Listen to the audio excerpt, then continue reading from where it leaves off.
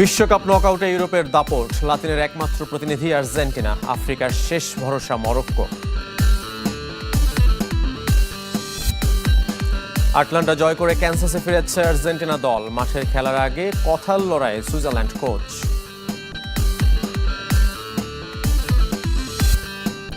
রুদ্ধশ্বাস লড়াই শেষে পক্ষপাতের অভিযোগ মিশর কোচের, রেফারিকে জালিম বললেন ফুটবলার, ফিফার দ্বারস্থ ফারাওরা।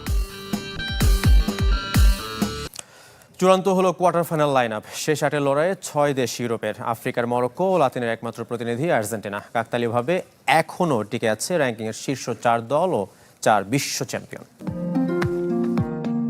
48 দল থেকে ছিটকে গেছে 40টি। 3 ধাপের লড়াই শেষে শিরোপার রেসে টিকে আছে আর মাত্র 8 দেশ, যার 6টি ইউরোপের, 1টি করে আফ্রিকা ও লাতিন আমেরিকার। 10 জুলাই ফ্রান্স মরক্কো ম্যাচ দিয়ে শুরু হবে কোয়ার্টার ফাইনাল। গেলবারের হারের প্রতিশোধ এবার নেয়ার হাতছানি অ্যাটলাস লায়ন্সদের। কাতার আসরে যেই সেমিফাইনাল থেকে তাদের বিদায় করেছিল লে ব্লু, হট ফেভারিটদের হারিয়ে এবার সেখানেই জায়গা করে নেয়ার চ্যালেঞ্জ হাকিমি দিয়াজদের। পরদিন লস অ্যাঞ্জেলেসে বেলজিয়ামের মুখোমুখি হবে স্পেন, যাদের বিপক্ষে শেষ 6 দেখায় একবারও জিততে পারেনি রেড ডেভিলস। অপরাজিত অগ্রযাত্রা আর শতভাগ ক্লিনশিটে এবারও জয়ের দৌড়ে এগিয়ে লা রোহা ফিউরি। ইউরোপিয়ান ব্যাটল দেখা যাবে তৃতীয় কোয়ার্টার ফাইনালেও। দুরন্ত ইংল্যান্ডের প্রতিপক্ষ উড়ন্ত নরওয়ে, যাদের কাছে হেরে শেষ 16 থেকে বিদায় নিয়েছে 5 বারের বিশ্ব চ্যাম্পিয়ন ব্রাজিল। লড়াইটা দুদলের 2 তারকা আর্লিং হল্যান্ড ও হ্যারি কেইনেরও। গোল্ডেন বুটের রেসে ছুটছেন দুদলের 2 সেরা তারকা। যথারীতি এ পর্বেও শেষ ম্যাচ ডেতে নামবে আর্জেন্টিনা। তাদের প্রতিপক্ষ 72 বছর পর শেষ 8-এ ওঠা সুইজারল্যান্ড। 2014 বিশ্বকাপের দুদলের শেষ 16 লড়াই এবার মঞ্চস্থ হবে কোয়ার্টার ফাইনালে।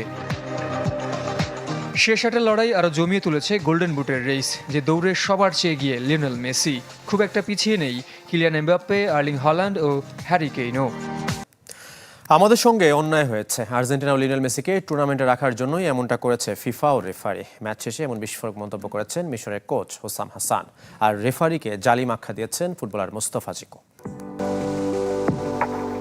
ম্যাচ শেষে দুদেশের ফুটবলারদের চোখই অশ্রুসিক্ত, কারো নয়ন ভিজেছে আনন্দে, আবার কারো পরাজয়ের গ্লানিতে। তবে সেখানে আছে একরাশ চাপা কান্না, আছে ন্যায্যতার দাবি। হারের কারণ হিসেবে ফরাসি রেফারির দায় দেখছেন মিশরীয় ফুটবলার মোস্তফা জিকো। তাই তো ম্যাচ শেষে সব ক্ষোভ উগরে দিলেন, আর আগে থেকেই আর্জেন্টিনাকে বিশ্বকাপ জয়ের জন্য শুভেচ্ছা জানিয়েছেন। রেফারি ছিল অন্যায্য। ম্যাচের শুরু থেকেই তিনি আমাদের উপর অন্যায় করেছেন। তিনি চাননি আমরা ম্যাচ জিতি। আমরা যখন 2-0 গোলে এগিয়ে থেকে ম্যাচ জিতছিলাম, তখন রেফারি বারবার আমাদের উপর চড়াও হচ্ছিলেন। আল্লাহ আমাদের জন্য যথেষ্ট, তিনি সর্বোত্তম অভিভাবক। আর্জেন্টিনাকে আরও একটি বিশ্বকাপ জয়ের জন্য অভিনন্দন। ফুটবলারদের সাথে সুর মিলিয়েছেন কোচ হোসাম হাসানও। এমন হারের পেছনে ফিফা ও রেফারি তার কাজ করায়। আর্জেন্টিনা ও লিওনেল মেসিকে টুর্নামেন্টে টিকিয়ে রাখার চেষ্টা ছিল অভিযোগ তার।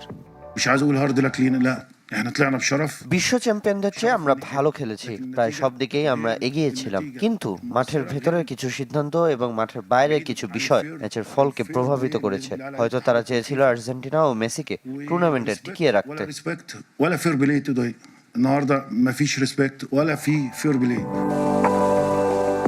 মোহাম্মদ সালার উপর হওয়া ফাউলের ঘটনায় সম্ভাব্য পেনাল্টির জন্য ভিএআর না দেখা এবং মিশরের দ্বিতীয় গোল অদ্ভুতভাবে বাতিল হওয়া নিয়েও তিনি প্রশ্ন তুলেছেন। কথা বলেছেন ম্যাচ শেষে রেফারির সাথে তার তর্কে জড়ানো নিয়েও।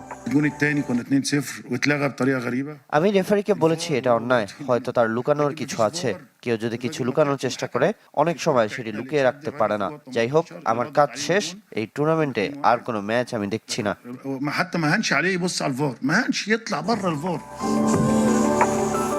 শুধু মিশরীয়রাই না, রেফারির এমন সিদ্ধান্ত মেনে নিতে পারেননি বিবিসির বিখ্যাত সাংবাদিক ডেল জনসন, সাবেক ব্রাজিলিয়ান ফুটবলার রবার্তো কার্লোস ও সাবেক ইংলিশ ফুটবলার অ্যালান শেরার। মোহাম্মদ সালাহ ফাউল ছিল কি ছিল না তা নিয়ে নয়, মিশরের বাতিল হওয়া গোল নিয়ে চলছে তুমুল তর্ক বিতর্ক। দুভাগ হয়ে গেছেন সাবেক রেফারি, ফুটবলার ও বিশ্লেষকরা। তবে অধিকাংশ মনে করেন মারওয়ান আতিয়া ফাউল করেননি, ভিআর অযথা খুঁত ধরেছে, যা ধরছে না অন্য ম্যাচে। আবার কেউ কেউ মনে করেন সঠিক সিদ্ধান্ত নিয়েছে ভিএআর। একটি সিদ্ধান্ত আর সেটি বদলে দিয়েছে পুরো ম্যাচের গল্প। বিশ্বকাপের শেষ 16তে আর্জেন্টিনার বিপক্ষে মিশরের বাতিল হওয়া গোল ঘিরে এখন বিশ্ব ফুটবলে তুমুল বিতর্ক। সাবেক রেফারি, ধারাভাষ্যকার, বিশ্লেষক অনেকেই বলছেন ভিএআর তার নির্ধারিত সীমার বাইরে গিয়ে ম্যাচের ফলাফলে প্রভাব ফেলছে। আবার অন্যদের দাবি সিদ্ধান্তটি ছিল ফুটবলের আইন মেনেই।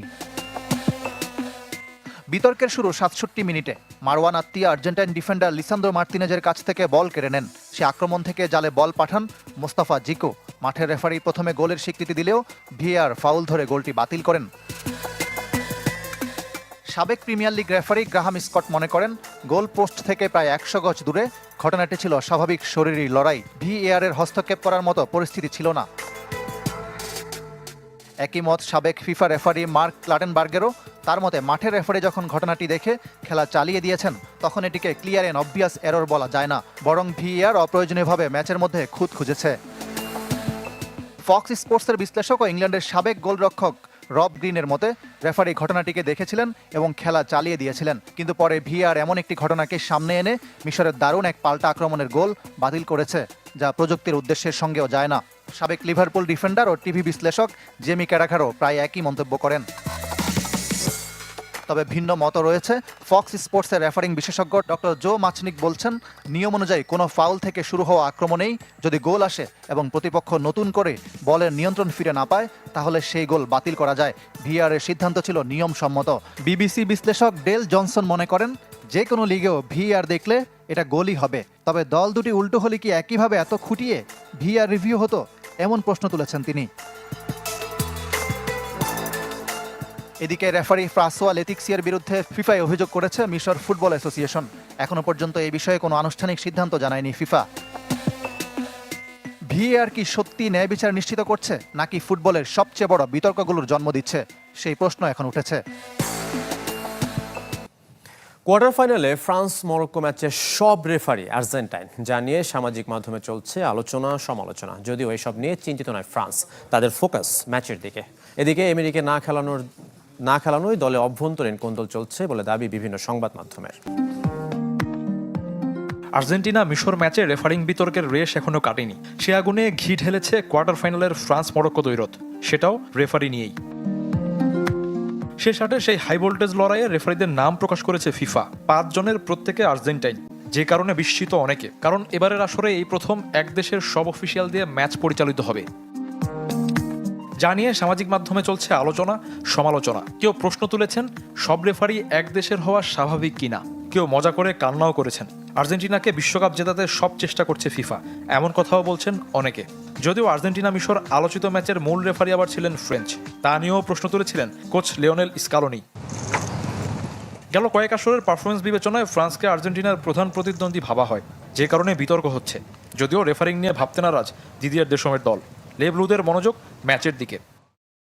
রেফারিকে এগুলো নিয়ে আগেও ভাবিনি, এখনো আমরা ভাবছি না। আমাদের ফোকাস প্রতিপক্ষ মরক্কোর দিকে।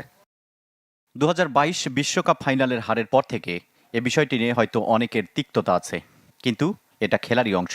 আমি মনে করি কোয়ার্টার ফাইনালে আর্জেন্টাইন রেফারিদেরকে যোগ্যতার কারণেই দায়িত্ব দেওয়া হয়েছে। এবারের আসরে ফ্রান্স অপ্রতিরোধ হলেও দলে অভ্যন্তরীণ কোন্দল চলছে বলে খবর প্রকাশ করেছে বিভিন্ন সংবাদ মাধ্যম, যেখানে দাবি করা হয়েছে পিএসজি মিডফিল্ডার এমেরিকে না খেলানোয় দিন দিন হতাশ হয়ে পড়ছেন তিনি। ঘরোয়া লিগে দারুণ ফর্মে ছিলেন 20 বছর বয়সী ফুটবলার। বৃহস্পতিবার রাতে বস্টন স্টেডিয়ামে ফ্রান্স মরক্কো মহারণ।